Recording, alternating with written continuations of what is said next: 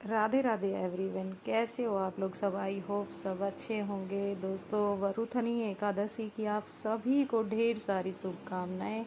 तो आज की वीडियो में हम जानेंगे कि वरुथनी एकादशी की हमें पूजा सरल विधि कैसे करनी है। तो दोस्तों, आज हम पूजा का आरंभ करते हैं। और दोस्तों, सबसे पहले हम चौकी लगा लेंगे। लाल या पीला वस्त्र हमें बिछा लेना है, चौकी लगा लेनी है। और दोस्तों, तिल का हमें आसन देना है, क्योंकि एकादशी को चावल का प्रयोग नहीं होता है, हमें उपयोग में नहीं लेने, ना हमें खाने चाहिए और ना हमें पूजा में यूज़ में लेने चाहिए। तो दोस्तों, सबसे पहले हम अपना विष्णु भगवान जी की जो भी हमारे पास में तस्वीर हो, मूर्ति हो, वो विराजमान करेंगे। और बिना गणेश जी के हमारी पूजा सारी अधूरी है, तो फिर उसके बाद में हम अपने गणेश जी की स्थापना करेंगे।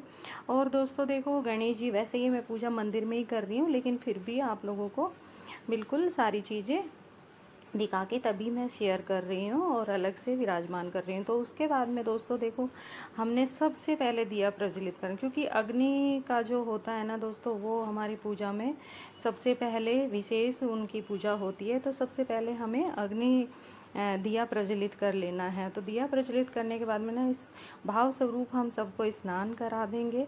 और इस तरीके से हल्का सा हमें जल के छींटे लगा लेने हैं। और जल का लोटा हमें मंदिर में भी रखना है। और उसके बाद में दोस्तों, सबको हम वस्त्र स्वरूप कलावा समर्पित कर देंगे। तो बिल्कुल सरल विधि है जो मैं आप लोगों के साथ में शेयर करूंगी। और दोस्तों, ये व्रत करना हमारे लिए बहुत ही आवश्यक है। और अगर हम इस व्रत को करते हैं तो हमें हर चीज़ की हमारी हर मनोकामना पूर्ण होती है। विष्णु भगवान का हमें विशेष आशीर्वाद मिलता है। तो उसके बाद में दोस्तों देखो, हम इसमें चंदन का तिलक करेंगे, क्योंकि कहते हैं वैसाख के महीने में जितना चंदन का उपयोग होना उतना कम है। हर पूजा में हमें चंदन का उपयोग ज़रूर लेना चाहिए। तो फिर गणेश जी को हम तिलक करेंगे पहले, फिर जितने भी हमारे देवी देवता है उनको हम तिलक लगाएंगे। और दोस्तों देखो, दिए की हमें पूजा ज़रूर करनी है। तो दिया जो हमने प्रज्वलित किया है ना, उसकी भी हमें तिलक वगैरह हमें ज़रूर करना है। अब उसके बाद में जो चावल हमें उपयोग में नहीं लेने हैं, तो जहाँ हमने तिलक लगाया वहाँ पे हम तिल से ही पूजा करेंगे, तिल भी हमें ज़रूर लगाएंगे। अब उसके बाद में दोस्तों, अगर पीले फूल अगर हमें मिल जाते हैं तो बहुत ही ज़रूरी है। और अगर ना मिले तो आप बिना फूलों के भी पूजा कर सकते हो। तो ये हमने फूल भी समर्पित कर देनी है।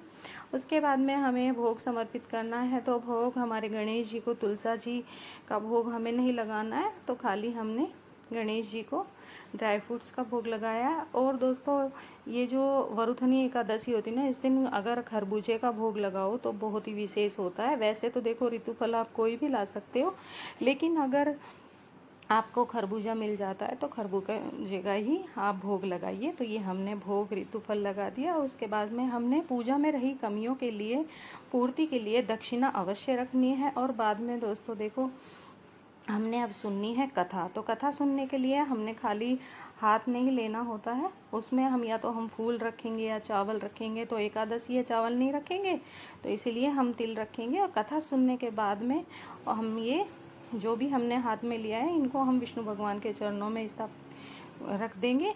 और उसके बाद में दोस्तों, सबसे पहले हम गणेश जी की आरती, फिर विष्णु भगवान जी की आरती। तो इस तरीके से हमने आरती करनी है। उसके बाद में दोस्तों, हमें क्या करना है, हाथ जोड़ के अपने प्रभु से, श्री हरि से, विष्णु जी से प्रार्थना करनी है कि हमारी पूजा स्वीकार करें और हमारी कुछ भी गलती रही हो तो उसे हमें क्षमा करें।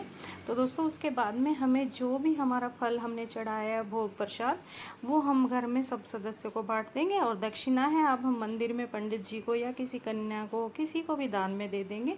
तो इस तरीके से दोस्तों, वरुथनी एकादशी की हमने बिल्कुल सरल विधि आप लोगों के साथ में शेयर की है। तो राधे राधे दोस्तों।